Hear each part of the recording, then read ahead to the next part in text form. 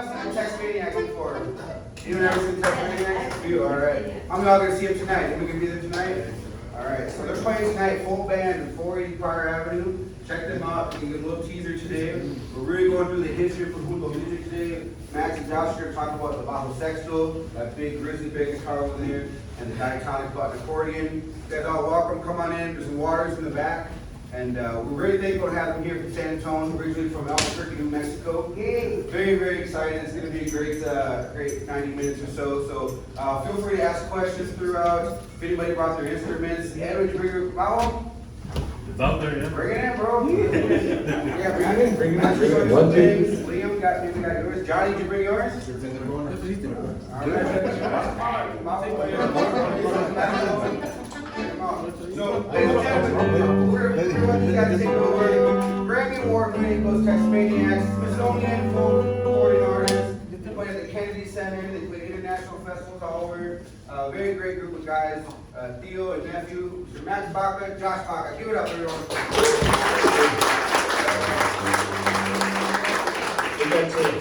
We just got to play the Minnesota State Fair. Was last month, was it? Yeah, last month. And thank you, Nate, for being here. Appreciate it. And you brought your guitar. And we have an accordion, some accordion players, and yeah. So afterwards, we'll save a little time so we could do a little jam session. Because that's what workshops are about, you know, getting the community involved, and you know, play music, and you know, and that's all we know how to do is play music, man. That's all we do. And well, sometimes we'll have time to get home and mow the lawn. I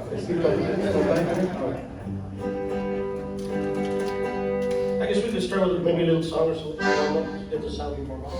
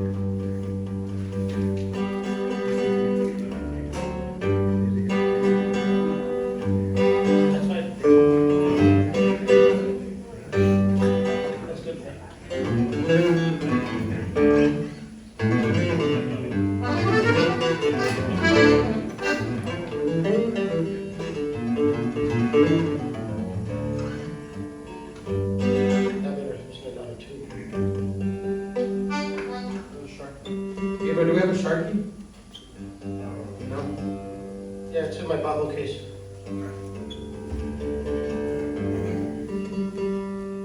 This is our stage manager, Mr. Gabriel Rodriguez.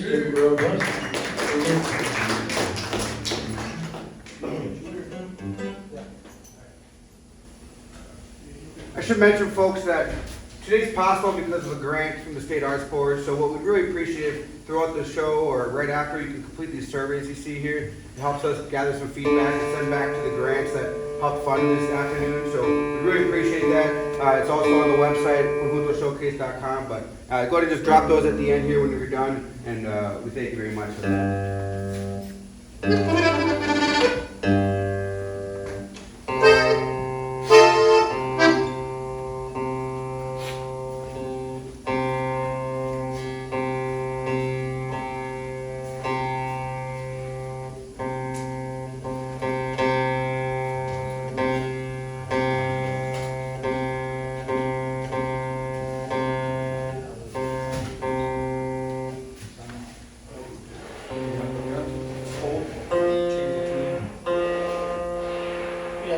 The weather changes your tuning, your intonation, the accordion and the bajo. So when it's cold, the wood starts tightening, it tightens up, right? So it's gonna, your intonation is gonna get sharper. And when it's hot, it's warmer, well, then the tuning gets flat. With the accordion, the reeds are blue steel, so when they get cold, the reeds vibrate real hard and stay nice and relaxed. It changes the tuning of the accordion.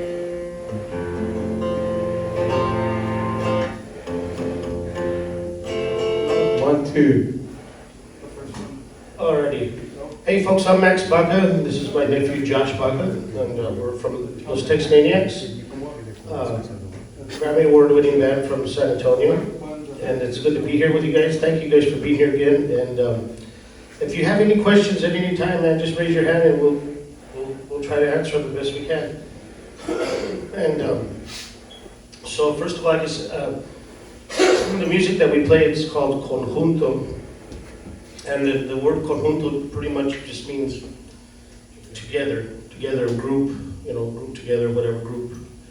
And back in the days of the, turn of the century, I guess, when we picked up this music from the Germans, the Europeans from that settled on the turn of the century here in Texas, and South Texas, which at the time was Mexico.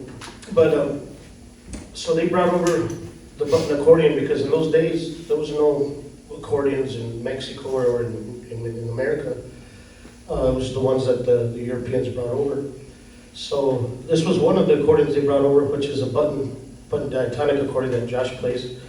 And so we're hearing the sounds of the oompa sound of the Germans playing, and we said, well, this is pretty cool. We want to pick up an accordion too. And so we managed to get an accordion. And we started playing Narciso Martinez, along with Santiago Jimenez, Senior Flaco Jimenez's dad. We're among the few to hear, the first to hear the Germans play, and we picked up an accordion. And so what we did different was incorporate this instrument that I'm playing called the bajo sexto, which is a 12-string guitar with bass strings and guitar strings.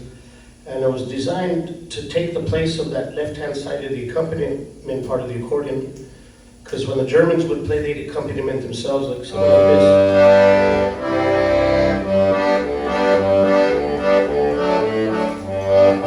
So it's just, the bajo took the place of that.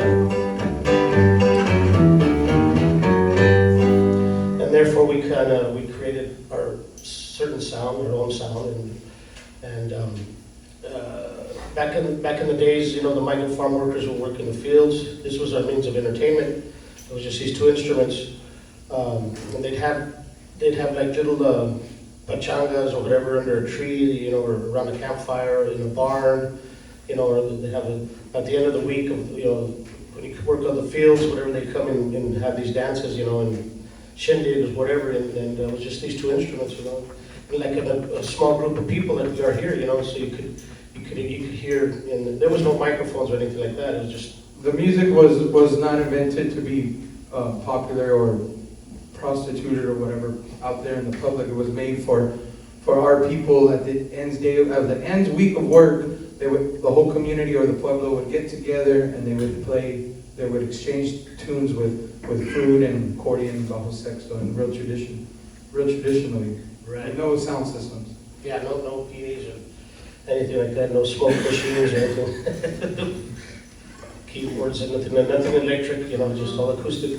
And so if you notice, like, well, why the bajo sexto, so to today, there's no, it's not been documented who made the first bajo sexto, or who came up with the idea of the bajo sexto, or who made it, Nobody's been able to figure that out. It's a mystery.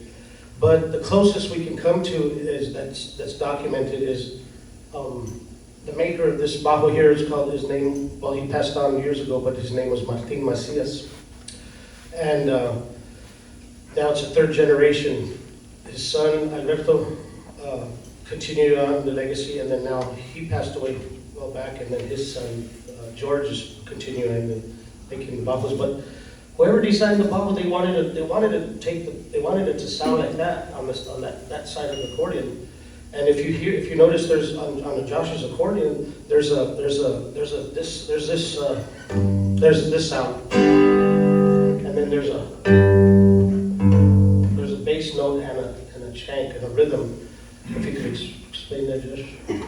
Well, this instrument that I play is a diatonic button accordion. It was designed by the Chinese originally in the northern China, in Bangladesh, in that area.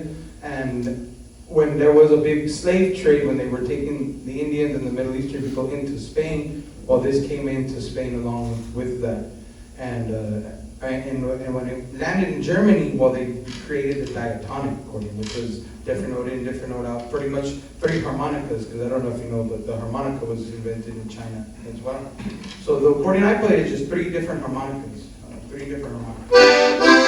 So the bajo sexto was designed to take the place. It ended up becoming the accompaniment part for this instrument, but it stems from, it's rooted from the oud, which was from the Middle East. And then it moved itself into Spain, like I said, through the slave trade somehow. Ended up there, they made their instrument with frets. So they wanted all their music, instead of being micro-tuned like in Middle Eastern music, and like the fiddle where there's no frets and it's all just, no, these are frets or the silver lines. Well, when it got into South Mexico, the bajo sexto, it stems from the oud into Spain, la oud, and then probably like the tres and the cuatro, and they wanted louder sound. So they're thinking if they double string the guitar and they had a rhythm, it would be louder, because accordions are not loud compared to a bajo sexto without amplification.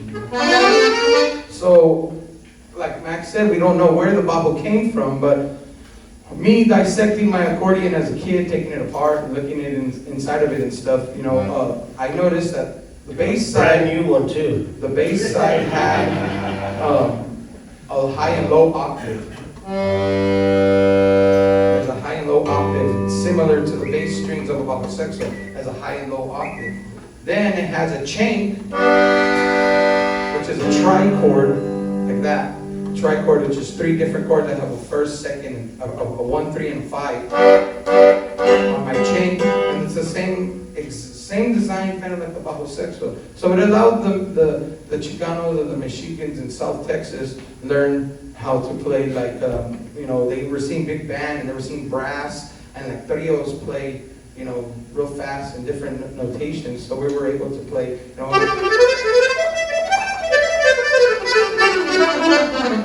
with that backing us up versus us trying to do it with that.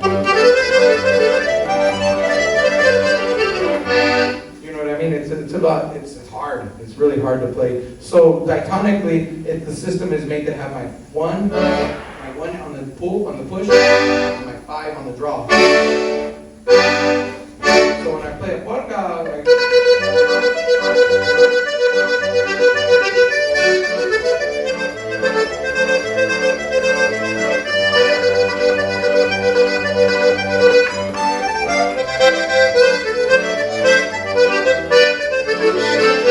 I would back myself up like this, versus when we play with the bajo sexto, it allowed accordion players and musicians to advance their playing, and from traditional standpoint to now big band, now we're classier, now we play more notes, and we're cooler because it looks cooler when you play more notes, right?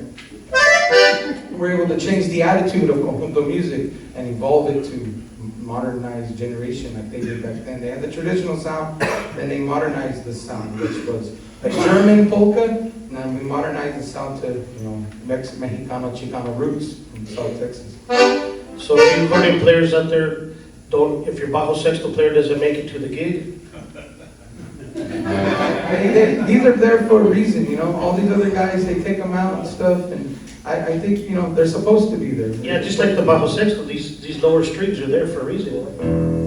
And a lot of bajo players now, they take them out and they just kind of do this. Whatever, but the bajo sexto and its content is supposed to be with the low, playing both of them.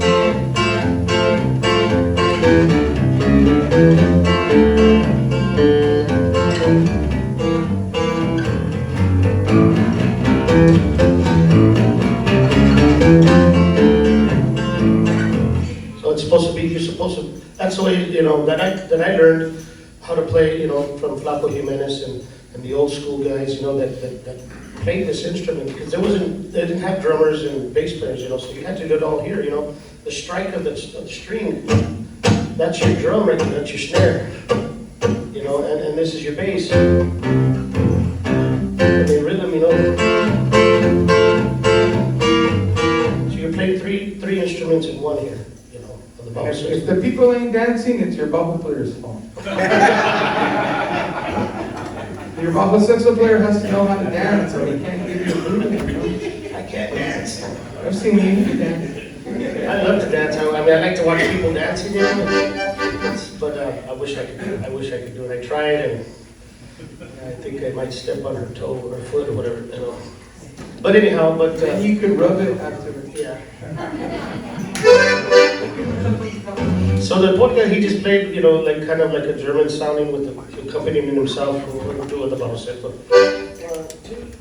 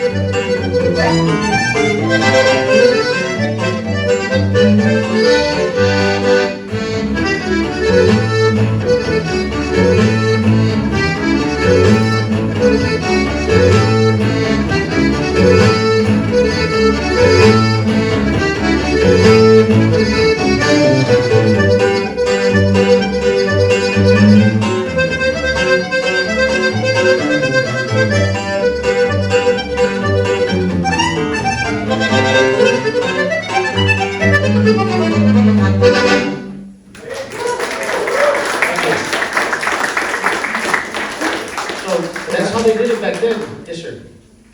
Question, so I'm a guitarist. Okay. With guitars, there's traditional construction materials, usually spruce top. Yeah. Are there traditional, like for the old school bajos? Yeah, they're pretty much the same. This is spruce. It's a spruce top, and then this is walnut, the walnut all the way around. And then I think the neck here is what they call Mongolian. It's pine, like pine, Mongolian pine. And kind of throughout the years it's faded, but it was not quite clear, I think, quieter, yeah, lighter. But it's, and then, and so you see some of these Macias bajos, within time, they kind of turn darker. I don't know if you guys noticed that they kind of turn darker, you know. You gotta watch it. And all it is it's just the lacquer they put on it. They back in those days, my sis would put lacquer, you know, all over the, you know, you can see it, this one's how shiny it is, you know. But And the lacquer would actually, within time, you know, with all the bar gigs and all that, it gets darker, the lacquer. But if you, I used to have lacquer on the white, on the micas, the pick guards, and I ended up sanding them because it was dark and it kind of just so to bring out the white better. And so. But traditionally, the bajo sextos are made from different woods. Whatever wood that the maker has or made with the bajo. As long as it's a Martin Macias or George Macias or Alberto Macias, no matter what wood it is, for some reason, the sound never changes. It's the best sound for any bajo sexto in the history of the world. Yeah. There's been makers everywhere, but there's not a bajo sexto that's gonna sound like a Martin Macias ever. Yeah, in the world. for some reason these bajos, man, they got the depth and they got It's the. just something. Well, it's the aged wood. That's what it is. They use aged wood. You know, a lot of bajo makers, they're good. They're good. There's a bunch of them, man, in Monterrey and even in Texas, and they get wood, nice, you know, what is it, Brazilian maple, Brazilian rosewood and this and that, and they get it, and it's not dry. It's still, you know, it's maybe 5 years dry, you know, but they use wood that's like 25 years that have been in the attic, you know, or something like that, you know. Yeah, they just made me one during the pandemic. Before Alberto made me in 1997, he made me this bajo here actually. He made me this one, and I went to a shop and I said, hey, I'd like to make another one, you know. And so we picked out the wood, you know, we got in the attic and he picked out the top and the sides and all that and the back. But don't let him forget, man, he called you, hey man, I got this piece of wood that my dad left before he died. Yeah, well, it was wood that was up in the attic. It was all dusted, it had dust on it, but it was dry, it's aged. From Martin Macias, the first time. Yeah. So we picked out the wood and whatever, and he put tape on it, wrapped it up, whatever, put my name on it. I said, take your time, you know, no rush. So unfortunately after that, he passed away, right? So like maybe, 10 years later, 12 years later, his son, George, the one that's doing the bajos now, 17 years later, yeah, he says, hey man, I was in the attic, and I dug out this wood, and it had your name on it, it had full, you know, wrapped up in tape. I said, that's about what your dad was, those are wood we picked out, you know, dad. And he goes, well, I'll still honor it if you want it. And I said, yeah, sure. So I said, take your time. He made it. He ended up making the bajo. I'd have it. I didn't bring it on this trip, but yeah, it's those bajos are, like Josh said, there's no other bajo. I've tried them all. I mean, I've had makers from Hernandez, from Salinas to Gavinelli, all kinds. Yeah, and there's nothing like the sound of Macias, man. And it's that aged wood, it's the design, their secret that they make it. It's like Kentucky Fried Chicken, man, having that secret recipe, man. That bajo sexto, the new one that he got from George Macias and Martha, I believe, right? Mm-hmm. Martha and George made that bajo. So that bajo sexto, like I was saying, everything evolves with time. You know, everything always evolves. So Alberto corrected some stuff, kind of what his dad was doing, you know, maybe got like now a sander, now we don't have to sand by hand, now it's just one in and one out, and it's, you know, fixing that. Then George came in and he corrected and fixed some stuff that his dad was doing. He said, well, this was a lot easier. My dad did it like this, but this is a lot easier, and production can move fast, but also stay like, you know, what's it, theoretically correct, and how he's building the bajo sexto. Well, no, George, he put some really amazing tuning pegs on the bajo hip shop, I believe, right? Yeah. And he's So that bajo was made by all three generations. The wood was picked out by Martin Macias, Alberto constructed it, cut it out, put it to, and had it ready, and George just glued it all together. Pretty much, George just put it all together, and Marta sanded it down and put the tuning pegs. So it was made by all three generations of Martin Macias, or Macias bajo sextos. So that is the grizzly bear of all bajo sextos, I think, is that third generation bajo. It has no micas on it. It's not, it doesn't have a lot of lacquer. It's nice and loud. It's loud acoustically. It's amazing. It rings for days. Yeah, these bajos are the grizzly bears, man. There's no other ones like it. They just have that roar, you know. It's got that roar, you know. That low depth, you know. Yes, sir. Why are a lot of people that play this instrument nowadays resorting to bajo keyboard? Why? Yeah, they're like I said, because it's a new era of style of music where they're not using the bass notes, you know. Yeah. So they're just, you know, just kind of using that. So there's no need to have these. And I used to take mine off too, man. You know, when I first started playing, and then Flaco said, "Hey, man, that's made for a reason. If you're gonna play that instrument, it's play it the right way, you know." But a lot of bajo players, they get quintos, and you know, and they just, you know, a lot of stuff down here, you know, that kind of stuff, and just, you know, and then they run into the low, you know, the low depth, which That shit sucks. yeah, I mean, the bajo nowadays sound like a violin, and they sound real thin and high pitched, you know, they don't have that depth of the, you know, that they had back then. And so then, like I was saying, when they picked up the accordion and the bajo and they put it together, then eventually it wasn't loud enough, you know, because there was a lot of people started gathering together, and man, eventually the bajo was drowned out in the sound, you couldn't hear, you know. So it was like, okay, well, then they ended up incorporating an upright bass, and then now you have that low end, you know, to help, you know, play and keep people dancing or whatever, and you can hear the accordion still because it's loud, it projects. And then they'd have an upright bass. Eventually, they put in a drum set, and then now it's a conjunto, you know. And pretty much people would say, hey, I enjoy your conjunto, or I have my own conjunto, you know, or this and that. And that word conjunto means together, group, you know. And Ensemble. yeah, and those trios, you know, quartets, you know, or quintets or whatever, and then you have a conjunto, you know. And so it pretty much remained that name. Even today, they call it conjunto. Yes, ma'am? Yes, it's interesting that you mentioned that migrant farm workers, because I come from Moorhead, Minnesota, which is clear across the state. But I live in an area called the River Valley area, and there was a lot of sugar beet and potato farm workers that would come up. But there was a family that would come up, and they were the Villanuevas from Mission, Texas. He played the bajo, and she played the accordion. It was just The two of them. together. It was a married couple, and they would play like in the 60s and 70s. And the rumor would spread out among the family, Eagles, Villanuevas, Taco, and you know, Yeah. whatever place. And later on, they added the drums.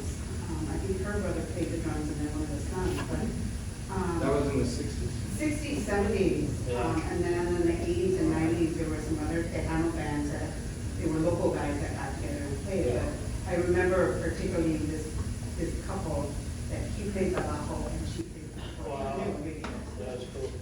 That's very rare, to, you know, and now you see a lot of, which is cool, because we do a lot of these workshops that we're doing down and all over the world. We've been blessed to have been able to do this in China.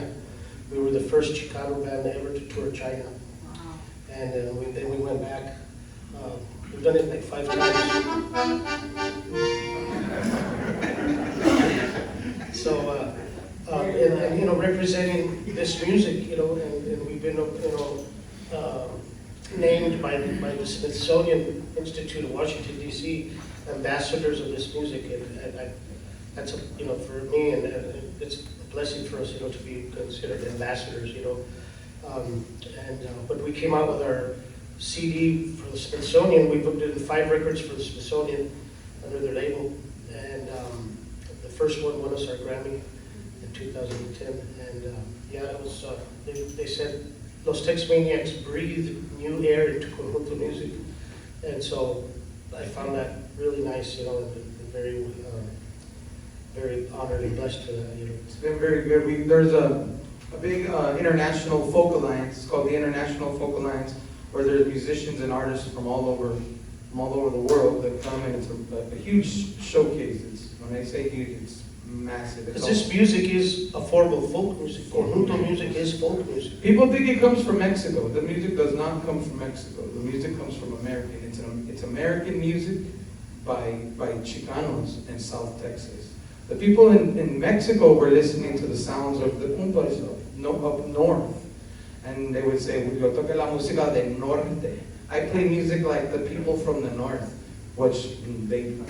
that's why if you listen to norteño music, it's good, because I respect it and I like it, but if you listen to it, it's just a cheap imitation of conjunto music. There's not a lot of chords, the accordion player's kind of like, you know, like, no offense to the tigres, but it's a cheap imitation of conjunto music. Well, what they do, music has a different power to it, it's a different provenance, a different way of life. But the norteños did, from the south of the border, like Josh said, they were listening to the music of the norte. What they did was different, they wanted to be different too, so they had incorporated a saxophone. That's norteño music. That's the original norteño music, and that's accordion and sax together, and they play pretty, man.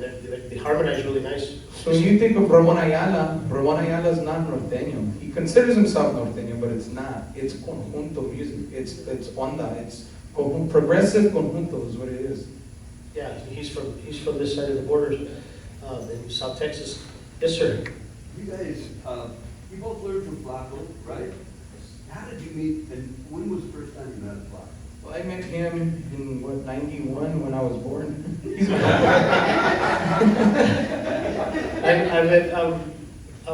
I'll be 57 Monday, and I met Flaco when I was 7 years old, so that was 50 years ago. And my father was an accordion player. In the 60s, he would play, he had his own band called Max Baca y su Conjunto Norteño, which he had saxophone and he played, my dad played the accordion. And his gimmick was, the whole band would wear vests, boots, cowboy hat, and gun holsters with guns, you know. That's how they would dress.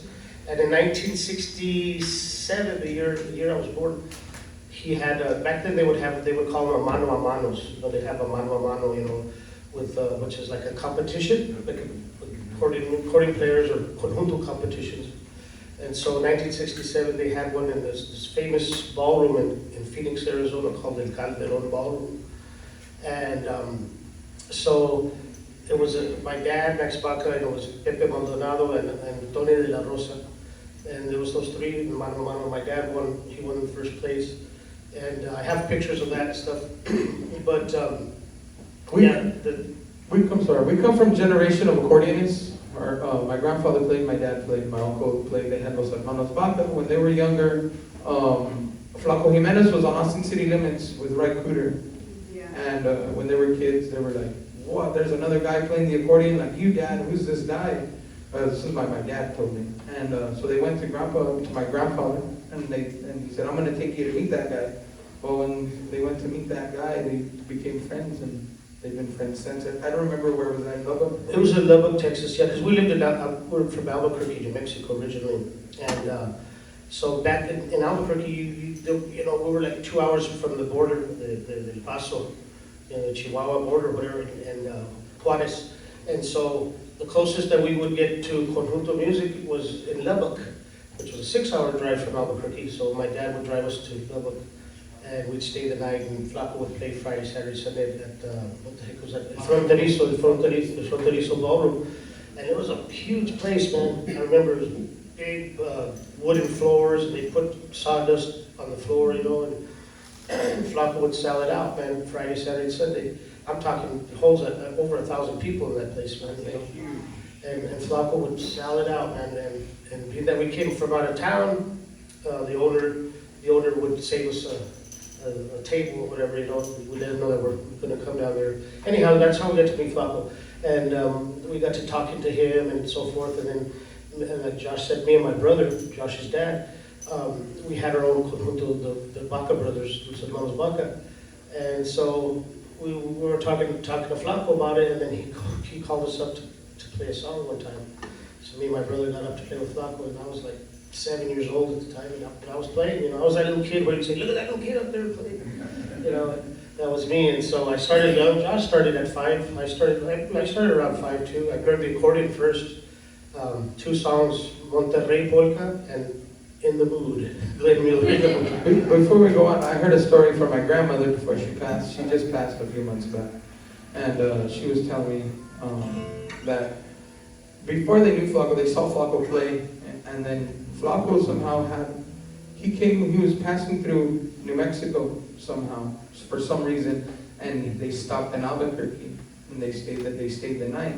But the night before they played, Flaco left the money and all the instruments and stuff in the glove compartment in his old truck, his old Suburban. Somebody broke in the truck and took everything. This was before Flaco was good old Albuquerque. Flaco was just trying to make it. You know, he was still on the road trying to figure out what he's going to do with music. He wasn't Flaco Jimenez yet. This was way before Texas Tornadoes, before Right Cooter and all that stuff.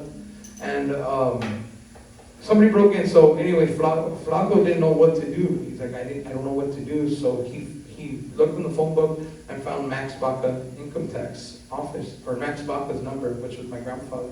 Called my grandfather and talked to him. Said, Mr. Baca, I want to talk to you. So my grandfather, well, meet me at my office and come over, you know. So he asked my grandfather, can you help us? So my grandfather loaned them the money that they lost so they can continue the tour. Flaco continued the tour and he goes, Mr. Baca, I'll take care of you, don't worry, I'll take care of you. Well, Flaco left and they became friends, and sure enough, Flaco he started with Right Cooter and he took off, boom, became Flaco. Flaco came back and paid my grandpa all the money that my grandfather left him, and since then, he's been playing bajo sexto with Flaco since he was 8 years old. And our family journey with Flaco and the Texas Tornadoes and that whole Jimenez family has been a part of our creation, and part of the Texmaniacs, and part of the sound that we are trying to carve and continue to do. It's all because of the friendship and the love that they had for each other as friends, Flaco and my grandpa, breaking bread, eating at our house, staying the night, helping the musicians on the road. It's all about family and community. And because of that, Flaco Jimenez has been very generous to us, and he's a good friend. I consider him like a grandfather. Yeah, he's like a dad to me. Keep him in your prayers. I just talked to him yesterday, but I usually talk to him every other day. But he had a double bypass surgery on his leg. He had, thank God they caught it in time, or else it would have been amputation, because he wasn't getting blood flow to his feet, and so they had to, from his growing all the way down his leg, they had to insert another vein so he could get circulation. But he's doing good though. I talked to his son earlier, and I talked to Flaco. He just gets depressed because he's just in bed, you know, and he can't get out there and play his accordion, you know. But yeah, he's doing okay. He's little by little. It's going to be one of them slow processes, you know. But he's able to stand up and walk now in his walker. And so he's just, you know, there was a little problem with one of the staples that didn't heal up right, and it was still, it didn't get infected, but it still wasn't closed up, it wasn't healed. So they got that under control. And yeah, he's doing okay, but just keep him in prayer. Flaco, man, he's calls. Hey, what planet are you on, Vato? Yeah, because he's really proud of us, man, you know, because we've been, you know, we're touring, and, you know, where are you guys at? I'm in Minnesota. Oh my God, you know, he's like, or where are you guys at? We're in, you know, in Rhode Island or whatever. It's so amazing. Everywhere we go, there's a song. Like wherever we're at, like say Minnesota, like I remember I learned from what did I say, Lawrence Welk. Do I want to say that? Maybe Lawrence Welk show from up here. And he was like, there's a beautiful polka that I learned from the TV show. I'll show you it. Sure enough, he remembers. Come back home, I take a look. He does all my repair and tuning of my accordion. If you were to play my accordion, and with the tuning, the thumb strap, thumb strap size and the height of the buttons and everything, it's exactly how Flaco Jimenez would have his accordion. Exactly, there's not anything really different. He'll only do that for us. Except for that, the straps are bigger because he wears smaller straps, because he's Flaco. Yes, sir. More like a plug instead of a question. If you guys want to know a little bit about the history of what they're talking about, there's a book called Crossing Borders. Yes. That's The author is Craig Harris and Max Baca. It's a new book that was released this year. Was it this year or last a year? couple years ago. Yeah. Last year? 22. Oh, 22? We released a book in 22 called Crossing Borders. And it's a, Max can explain a little bit more. My Yeah, Journey it's- of Life or something. It's a book I came out, I never thought in my, that I would ever have a book out, my own book. But I came across this guy, Craig Harris from, Rhode Island. And he was interviewing me because we were gonna do the Rhythm and Roots Festival. So he was interviewing me, and we talked for about an hour, and he says, "Wait, Max, stop right there, man." He goes, "Your stories are too good, man. We need to write a book on you, man." And I'm like, "Okay, well, should be great." You know, so he goes, give me a couple weeks. Let me see if I can find a publisher, you know. So he called me then 2 days later, he says, "Guess what? I have two publishers wanting to release a book on you." And one of them was the University of New Mexico, so being that I'm from Albuquerque, we went with that one. And so we called it Crossing Borders, My Journey Through Music, Max Baca, My Journey Through Music, Crossing Borders. And there's, we explained a little bit about the Conjunto and where it comes from, the bajo, accordion, all that. But there's interviews with different celebrity musicians like David Hidalgo from Los Lobos. He's a good friend of ours, and they interviewed him, Cesar, Steve Berlin, and then they interviewed all my family members. They interviewed all my band, my nephew, and all the guys in the band, and the Flaco, Jimenez, Augie Myers. You know, I got to tour 10 years with the Texas Tornadoes. I was the bajo player for 10 years, man, until Doug Sam passed away. And even we toured about a year after that, but it wasn't the same.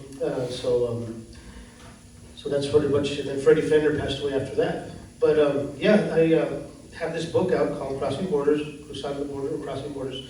And the year before that, we had just released, well, in 2018 or 19, right? They released a Smithsonian Folkways album that we did called Cruzando Borders, Crossing Borders. And so a few years later, we got nominated for a Grammy on that one. To get nominated for an American Grammy is something, man. It's a hard thing to come by, you know. We were up against Angela Aguilar when she was first coming out with the records, the album was on the same record label as ours, which was Smithsonian Folkways.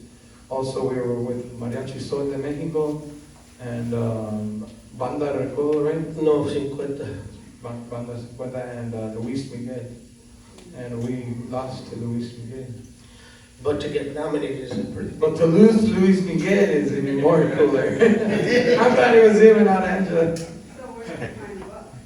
It's on Amazon. It's called Crossing Borders, and it'll just at the front cover it's like a beige and black, and then it's got a picture of me like. Or you can get a hold of Gabriel Rodriguez, because Gabriel Rodriguez takes care of most of our merch and all of our stuff. He's back over there. He can point you in the right direction and let you know where he can get one. Or he can send you one himself. Or on Amazon. Okay, so I'm graphic? Yeah, Okay. autograph it. Yeah, or on Amazon. Either It's way. just gonna cost more than Amazon.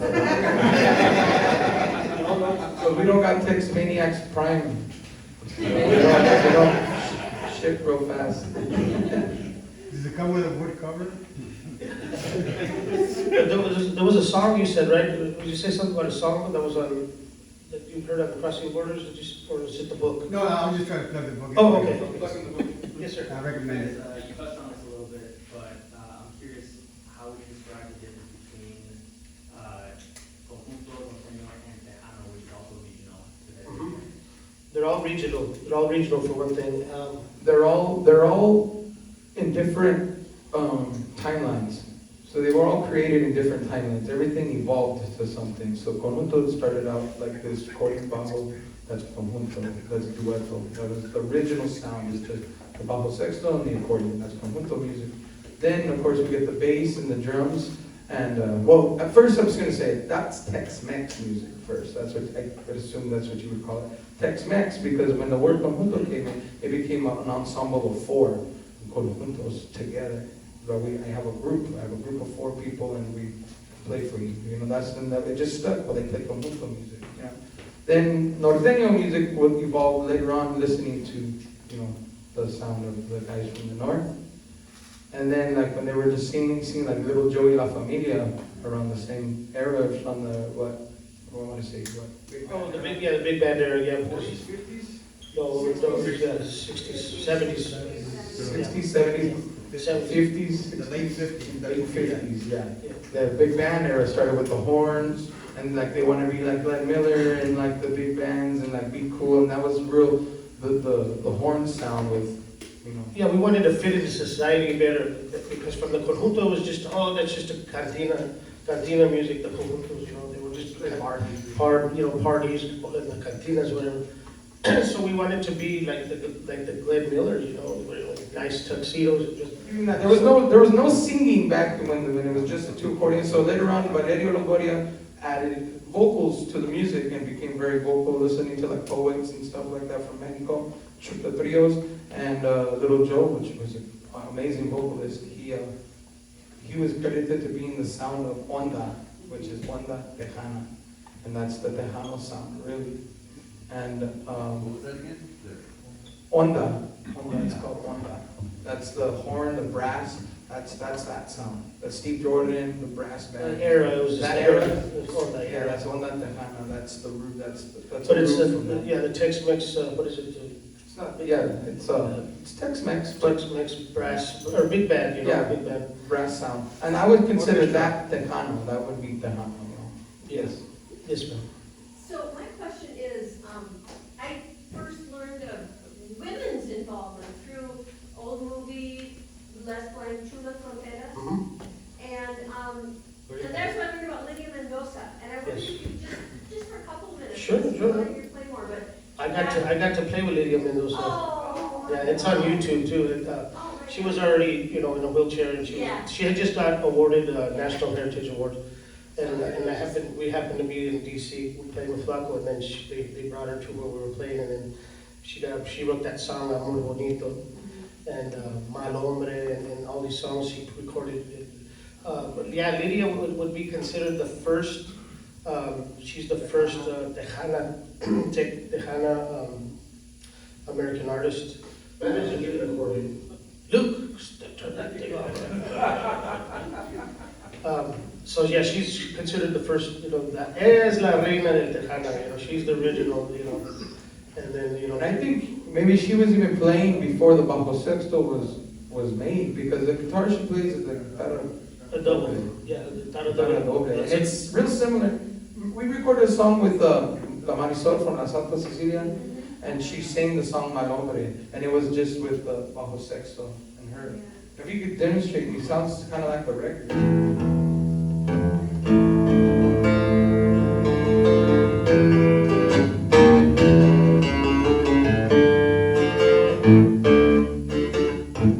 But I'm not gonna sing that song. That's just the intro up there. You'd have to really. Anyways, yeah. So Lydia was, you know, and she played, at first, I believe she played with her sisters at the beginning. She had a couple of sisters and they played together. And then she went off on her own and she was just a soloist for years after that, you know. And it was just her and her guitar, you know. Her story, I was looking up, we did some workshops for the Conjunto, the Guadalupe Cultural Arts Center not too long ago, and they had a documentary, like some video played. Our friend Juan Tejeda, he's real in touch with the community there in Conjunto music and history. He's a historian and a writer. And the documentary was saying that she was the oldest of 3 sisters, and unfortunately they lost their mother in a really, like, she was a part of that Gomez Carrasco and all that. And she lost her mother, so she became the mother of her 2 sisters, because she was the eldest. And so she would work, and just play music for herself and for fun, and because she wanted to speak. And she just kind of kept that journey around San Antonio. And that's the San Antonio sound, I would say.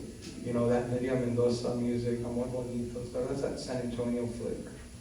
Yeah, she was from South Texas, but she ended up moving to, where was it? I can't remember the. California, right?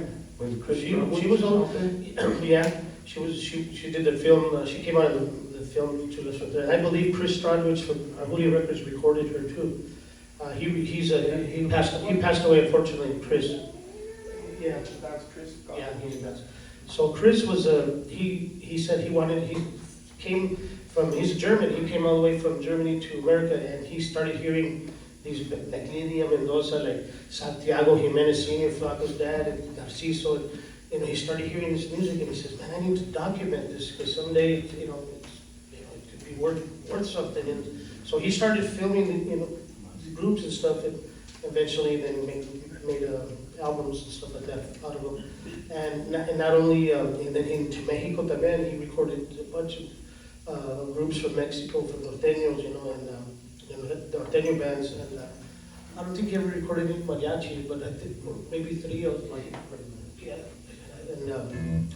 And what else? Oh, and also the blues. He recorded some of the Lead Belly kind of music type stuff, Lead Belly played the guitarra doble, which was a 12-string, but it wasn't your regular standard 12-string guitar. It had thicker strings like up here. It's the same guitar that Lidia Mendoza played. Was the same guitar that Lead Belly played. Yeah. The exact same brand and model. Little thicker strings though. It wasn't, and then eventually she had to go to play a standard 12-string guitar because the strings were thinner and it was hurt her fingers and stuff. So she went to that. But as far as that, there's a big Tejano, a lot of Texans would migrate to up north, like here, like you said, to work the fields, to Colorado, California, Idaho, whatever, all over the place, man. So there's a lot of Tejanos, and well, they started working, and then they just decided to stay, and in hopes of maybe going back to Texas, but then eventually they had started their families or whatever, I mean, honestly, man, who would rather live in Texas or here? This beautiful, nice, cool, mountains. I'd rather live in Texas. It's too cold up here. Yeah, you've never been in the winter up here then. The summers in Texas too, the humidity and all that. Maybe find out. They have everything in Texas. Everything. Even winter, if you want winter. We had a winter storm not too long ago. It was horrible. But to finish answering your question, I'm sorry. Yes, the Conjunto Tejano it evolved to the electric sound. The younger generation with keyboards and cold smoke and lights and fancy hair and all that stuff. It was Conjuntos first, right? These two instruments. Then the norteño, the sound of the saxophone, and then Tejano is like Little Joe with the horns, a big brand, thing, whatever. And then eventually they started adding synthesizers and stuff like that, and then the music became kind of like it is now. You listen to country radio now, it's not country music. It's pop. But it evolved not so much like that. We could go back to that, but not so much to where they butchered the music and made it bad like country music did. What they did there was it evolved theoretically. It evolved theoretically. So Conjunto was 1, 4, 5, 1, 2, 3, 1, 2, 3, and then Little Joe came and started adding a little more. There's more chords, more changes, more musical. It's big band. There's parts. There's not just playing. There's parts. Everybody has a part to do. Then Tejano got more to jazz. The jazz era. The one I would say that would be responsible for that is Esteban Jordan and Paulino Bernal. Esteban Jordan was Onda, that's his style. It's Steve Jordan, man. It's no bajo sexto, so it's not composed. It doesn't have bajo sexto. It's a guitar, an accordion, bass, and drums. If it doesn't have bajo sexto, it's not composed. It's something else. Polka. And because So it kind of just evolved, more chord, more jazzy, more cool. They want to be more jazz, more cool, more a little different musically. And it just stuck, You get a good vocalist up there to sing, that's the key to the music. Get somebody that can sing real well, with some nice chords in the background, you're able to make Tejano music. And it kind of just stuck. And then in the 90s, there was a big Tejano shabam. You could record anything to be famous. And it was part of the culture. It was really cool. So, question. This new group that's out that's extremely popular. Frontera. Frontera. What do you consider that? I mean, I listened to That's them. Conjunto music. That's the bajo sexto, the bajo quinto. That's the bajo quinto and accordion is Conjunto. Those guys are really rooted. They're from South Texas. They come from Conjunto, they come from that, but they sold themselves to play what the people wanted out there. Because that style of music, there's thousands of bands like that, thousands everywhere, all over Texas. You can Shazam there's band Mia 22, Imposible, Iman, all these different bands are doing the exact same thing that Frontera's doing, which they call that norteño light. That's like the South Texas. And then they got a lucky break with that Bugs Bunny guy, whoever he is.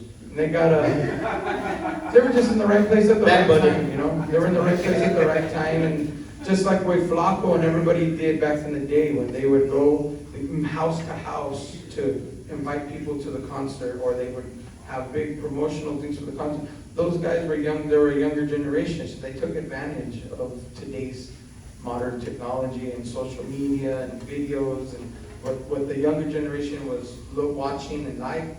And then they had a producer from Mexico that has produced anybody. Anything he touches, it turns to gold. He produced Madonna, he produced, Gloria Estefan, he produced Bad Bunny, he produced hits for everybody. Well, he saw he was going to retire. Man was going to retire, but he said, I want to get my hands on, so I see there's a movement where I'm living right here in northern Mexico. There's a movement of this music, and I don't know what it is. I'm going to grab a band, and I'm just going to have them there just in case, this goes somewhere, so I can make some money with this band. So he got Frontera, and what he did is recorded one song, and then he called Madonna. He told Madonna, you owe me some money for that record that I produced for you. Instead of doing this, can you do me a favor? Make a TikTok. There's this thing going to come out called TikTok. Make your first TikTok, make it with this band called Grupo Frontera from South Texas. That'll be your first TikTok. Make that and just promote to everybody. So after Madonna did that, everybody's seen it and everybody started sharing it. Why is Madonna sending Mexican music, or what kind of this cumbia? What's the material girl have to do with Conjunto music? Cumbias, they play more cumbias, and they really don't play much rancheras. But lately, I saw a live Frontera video, and they did a tribute to Rubén Vega. And they did some polkas, and they did one ranchera, which is Aquellos Ojitos Verdes, because everybody knows that one. Then they invited Bobby Pulido's on tour with them right now. So Bobby Pulido's a special guest with Frontera on the Frontera tour that they're doing. But I consider them, just a modern band that's just doing what they were just in the right place at the right time, and they're just going to hold on to those reins. 'Cause they did work a lot. They worked by working, playing their music, and trying. And I saw all their music in the past before they started. They tried everything. They did the Tejano thing, the Conjunto thing, the Norteño stuff, and they just found that one producer, because not everybody can produce themselves. Some people are better produced. And they found that one guy that told them, no, this is the formula. And he did it exactly like American hip-hop music, their style. It's just one. And for the movement Yeah, that was for going the on. movement. He just did all the songs, chorus, verse, intro, chorus, verse. There's not a lot of playing, there's not hard music, real simple that they play. And it just worked for them, I respect them. I don't listen to them. But Let's play a Frontera song. A lot of people like that kind of style, but Yeah, I just find myself listening to old school music. yeah, we always find a way to go back to our roots. Everyone, we get into the modern movement. Yeah, I like to listen to modern stuff, but then I like to go back to the. It's just like evolution, it evolves. You start off young and you're learning, and then you get advanced and you get old in the middle, and you're rocking at them, and you get older, and you just gotta go back to where you came from. Slow down. Did you have a question? I got a lot of questions, but I'll get it off that idea. We only get the Baca workshop today. When I go home, who do you say I should listen to the kind of core of The Texmaniacs. We have a lot of records out on Smithsonian Folkways, but no, there's, my personal favorite is of course Flaco Jimenez, number one, Steve Jordan, Mingo Saldivar, Ruben Vela, Tony de la Rosa. Those are my personal favorites. But if you want the key to the opening of the door, it's Paulino Bernal. Start off with Paulino Bernal, from there, then you get to Flaco's dad, Santiago Jimenez Sr. And then number one, the very first, before I forget, the polka that we played earlier, Muchachos Alegres, that's off of our Americano Groove record. That was considered, not the one we recorded, but we heard it from Narciso Martinez, which is the dad of Conjunto music. That's the guy you should look up, Narciso Martinez. And he was credited to be the first native Texan in 1930 to record accordion on vinyl in the state of Texas. So that was like the first 1932. Yeah, that was like the first Conjunto song. Yeah, that's what I did.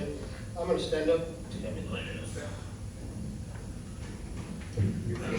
His cake is here. His hot cake. There's hot cakes back there. That's hot cakes back there. Thank you so much, hot cakes, and the Texas shirt. You're going to help us out. I'll get this up on the airport, taking care of us. Thank you, brother, for all your hard work. And let's have a round of applause for Mr. Luke Cordona. Luke, thank you so much, brother, for being here and expressing the culture to the audience here in Minnesota and Minneapolis. It's very cool to be here with you, man. So we'll play this one song, and then if you guys have your instruments, man, get them out, man, and we'll see what we can do together. Here's a beautiful song that it's on a recording that I did with Flaco Jimenez. It's called Flaco and Max, Legends and Legacies on Smithsonian Folkways. If you get a chance, check that out. Legends and Legacies. Me voy lejos.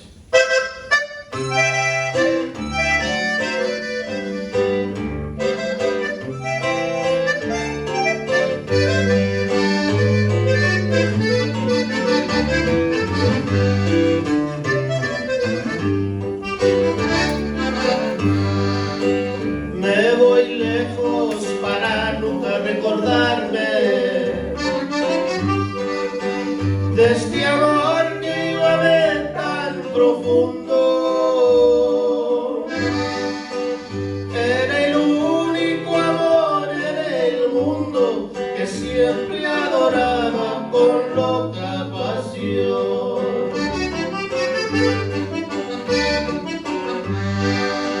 Tú te has sido la que yo quiero tanto. No me pongas tan grandes castigos. Ya no seas tan ingrata conmigo. Apiádate un poco de mi corazón.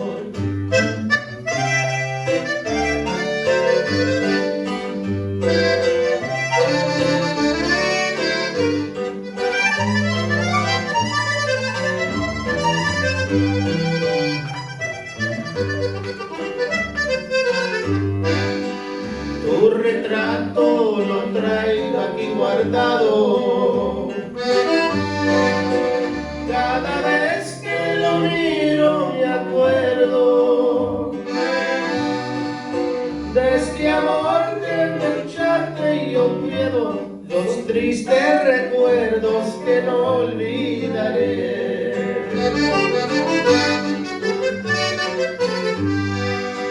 Me voy lejos, me voy con esperanzas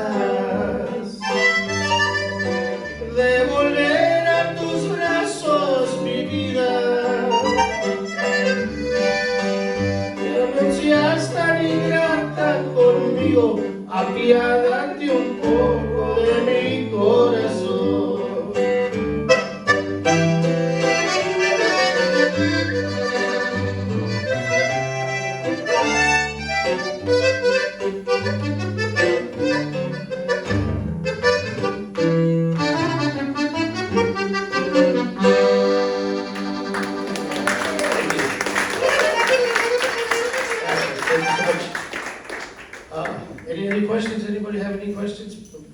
Good answer.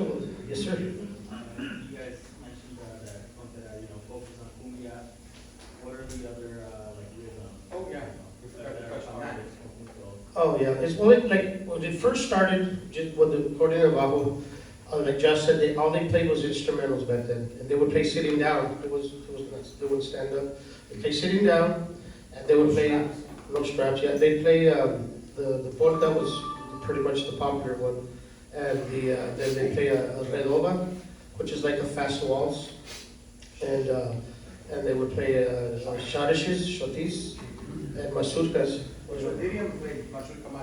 Yeah, Lydia would play a lot of mazurkas, like palombres, like that, but, and then we would wouldn't play boleros, yeah, we'd play boleros, waltzes, yeah, but there was never any cumbias, that came later on, but. That's the biggest part of that. But those are pretty much the standard rhythms, and there was one group well, they were from Mexico, but yes, they passed on, and I had the honor to record him in my studio before he passed with Flaco. Those guys were just two guys like this, man, los alegres se enteran. And those guys were, just the voices and, their music is so heartfelt, if you guys want to get a chance, check them guys out, their repertoire or whatever, their music was awesome, man. Yeah, things evolve, everybody tries different things, there's fads that come by, remember the lambada, that's like these fads that come and go, but the polka, and the redoba, like here's the redoba.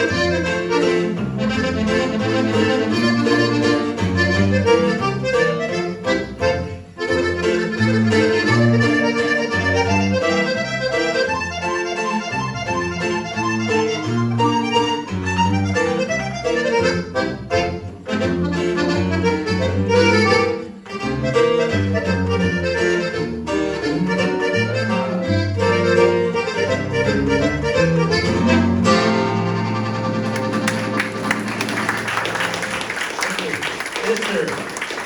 We have a question here. Un bolerito, seguro que sí. Uno de romántico, uno de... A ver, sí,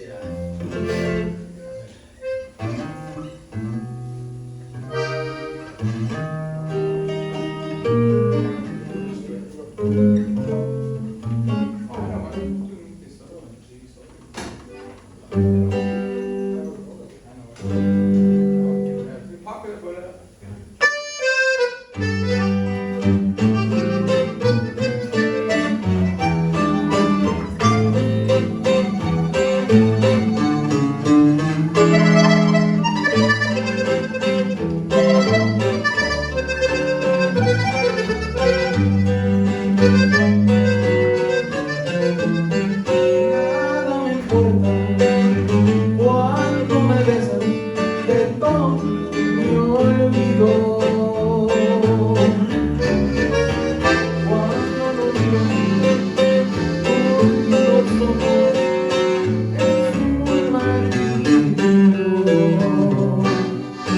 Si tú supieras cuando te tengo entre mis brazos.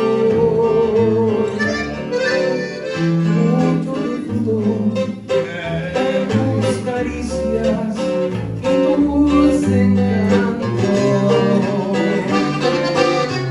Nada me importa lo que me digas, si yo te quiero, si yo te adoro. Por eso grito a todo el mundo que tú eres mi tesoro.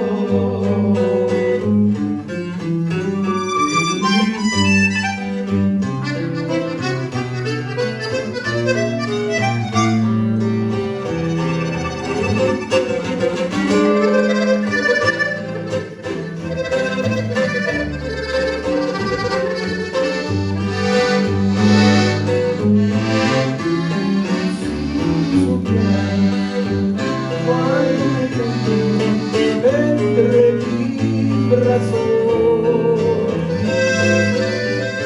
mucho disfruto de tus caricias y tus encantos.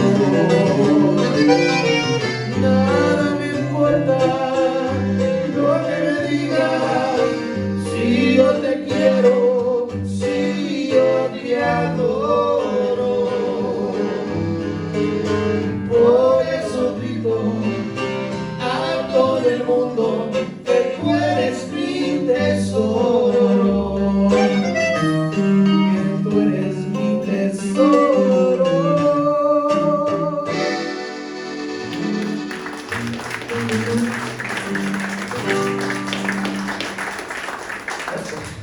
Good for you guys. We touched on the bajo sexto. You touch Max?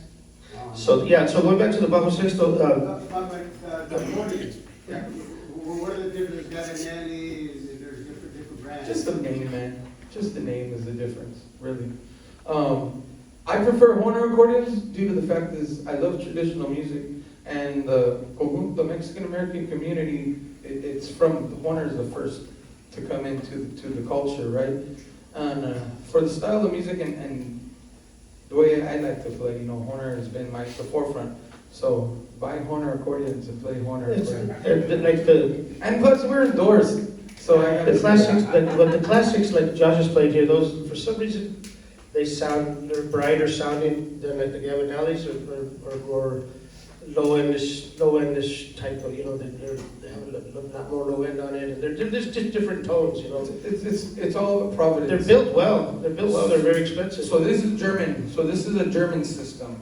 Germany took the push box that the Chinese made, which they would go like, they had a bellow on it, and they would play like this. And now the Germans figured how to change it to there. Then you go to Italy, and you got their style. The style of music that they play there is like the Gavinelli, and that's why it's a different breed, a different sound of accordions. Just like every province has their sound wherever they go, And Buffetti, the same thing. I love Buffetti accordions. I like Gabinellis. I like the older Gabinellis, man. I collect accordions, and so I'm looking for an old Gabinelli, but not without the extra buttons. Just an old traditional. Like saw a picture of Ruben Vela in a photo, and it was a gold one.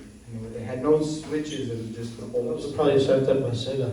And also he had a red Santa Marcela, but this was a Gabinelli. My friend Gabriel Zavala has one. And I'm looking for that model, but I haven't found it. I don't know where it's at. Ricky Munoz just picked one up. I saw on his post. Oh man, that's so awesome. But yeah, it's just all for me personally. Horner, I like Horner. I like the Horner sound. The reeds have a different character. The German blue steel reeds that's the Conjunto sound. You know, you get a Gabinelli and you can try and emulate that sound, but it's a little different. They kind of crap out on you. The reeds kind of crap on you. So, like Nick Villarreal switched, he would put Horner blocks in his. For the reeds, Gabinelli, yeah, the the reeds. reeds, reed blocks. But I prefer Horner. You know, I play Horner. I love Horner. I have my Horner tattoo.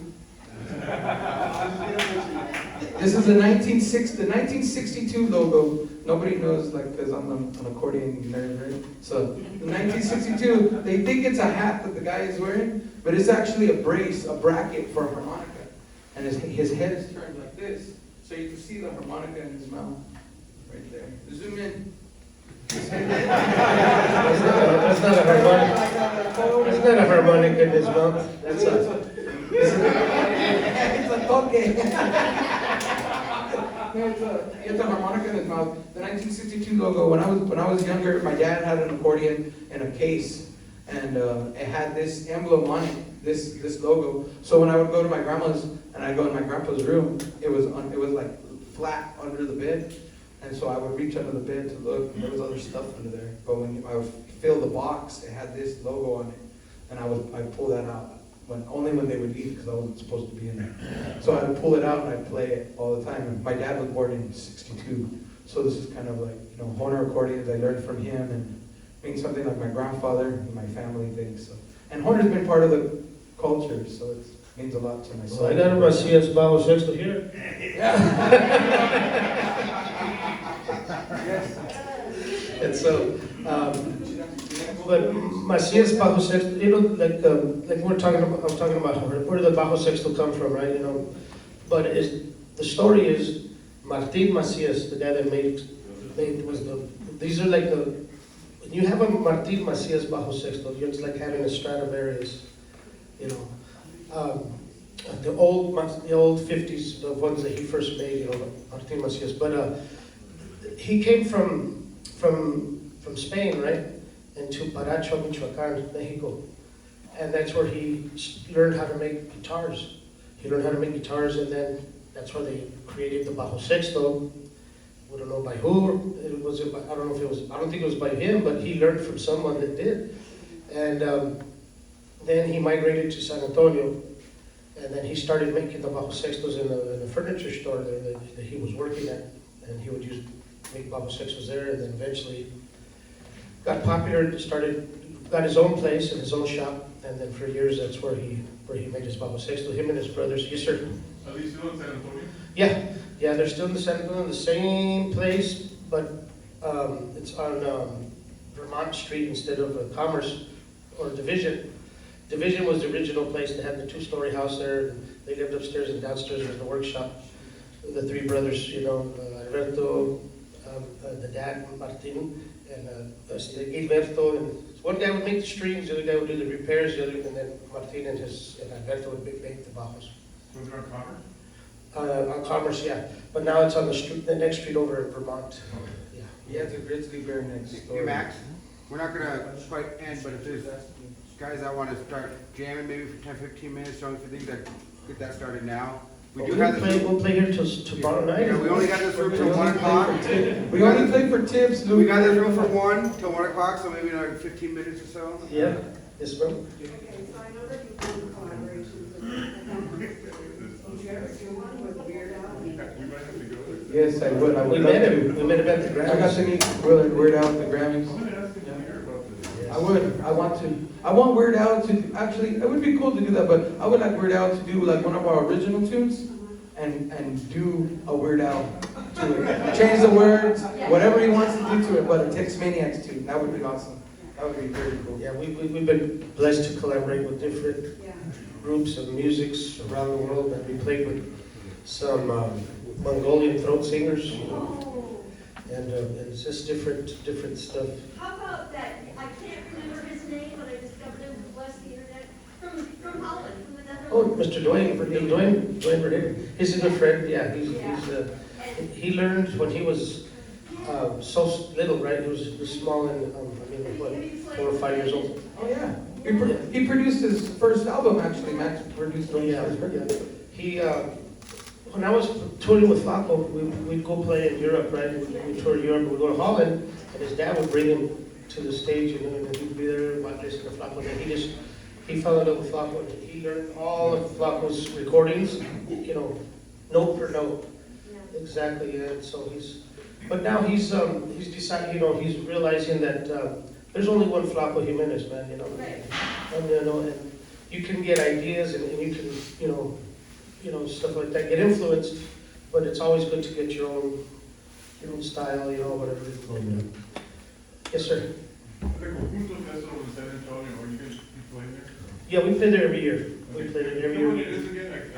It's around the Mother's Day weekend, either the Mother's Day weekend or the weekend after, or the before. So they change it every time, but it's usually right in May. Finish answering your questions. Horner, that's the difference. I prefer Horner accordion because it's been around for a long time and it's less the tape, it's not as heavy and stuff. It does the job, but what do I need to do it all crazy and fancy? That's a GCM. Yeah.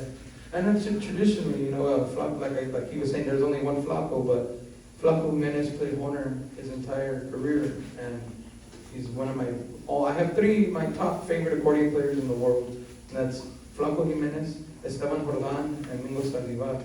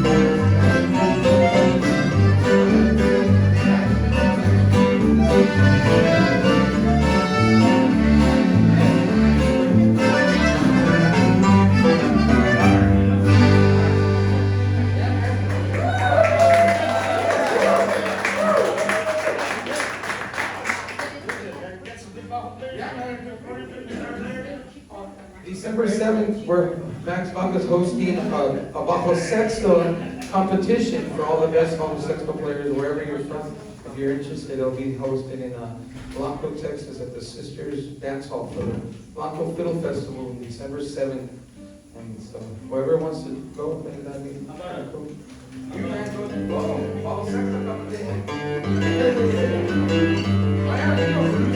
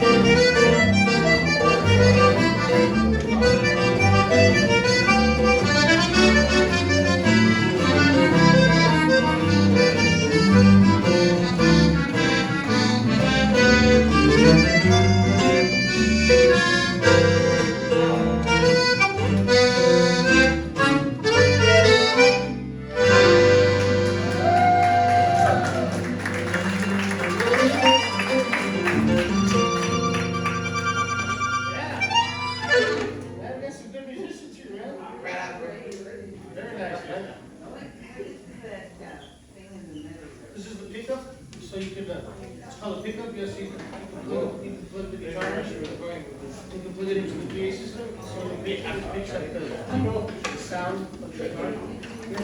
Yeah, otherwise, you have to put a microphone, and you start getting feedback.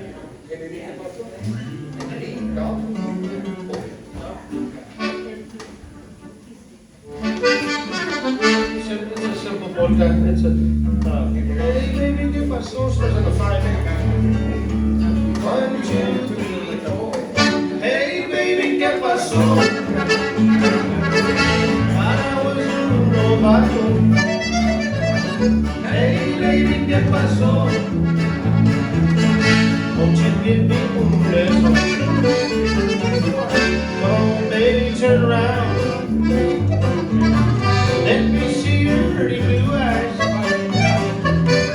Don't you know that I love you? And my corazón es true. Hey baby, ¿qué pasó? Para was you novato. Hey baby, ¿qué pasó? Won't you give me un beso?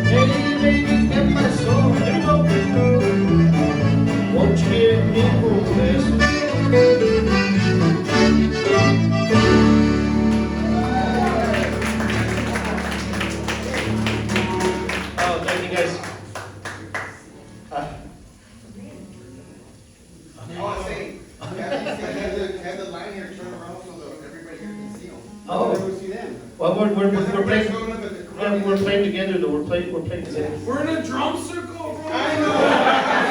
We're all manifesting a great time, man. I'll go make the car. We know you suffering from the shingles. That sucks. That hurts. But that's okay. We're good. I'm sorry. One more, man. Okay, guys, we're gonna play one more. Play this is cool. Go play a song. Go play accordion. Go play a song. Go play mine. Here, she plays. Play accordion. Go play me.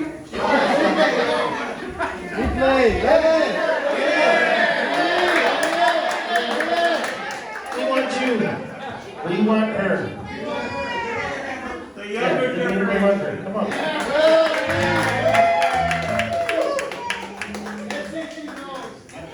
You're gonna have to put the straps 3 times around there. The younger generation. You have a hold it. You have a hold it behind her back. Lisa, come over. Dad, move stuff. So you just get behind her and come back here. What's up?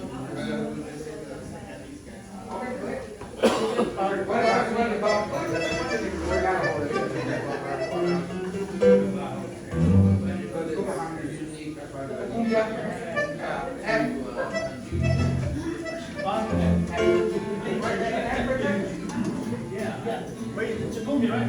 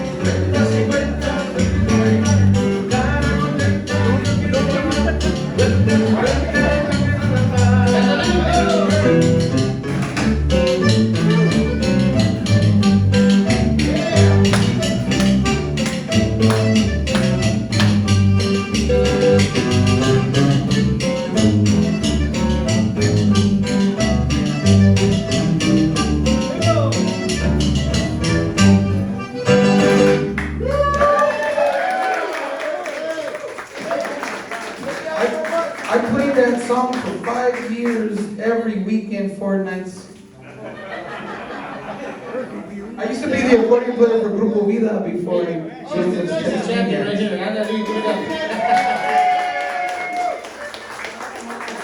Good job, Mika. Good job. Good job, Mika. Awesome. How old are you, Annalise? 14. Wow.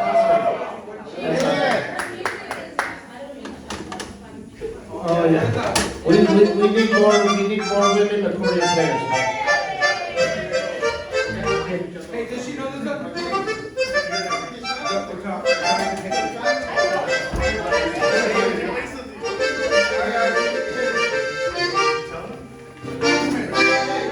Okay, guys. I think our time is up. But man, thank you guys so much for being here, man. Just give a round for the accordion player, the bass player, Nate on guitar. Edwin on bajo quinto, and Leo on bajo quinto, and Eddie on bajo quinto over here. Thank you guys so much. Thank you all so much, and also we'd like to send a special thank you to all our sponsors and everybody that was held responsible for bringing us and providing all the food and the time, the lights, the stage, and everything for the performance. Thank you so much, Luke. Thank you so much for having us here. Tonight, at what time do we start? What is it? Show starts at 5:30. Show starts at 5:30 with Los Reverdes come through, and Grupo Mio come through and say hello to everyone. Come say hi to us. And we thank you guys. Thank you from the bottom of our hearts for being here. This is what it's all about, bringing the community together, okay? Thank you. God bless you guys, okay?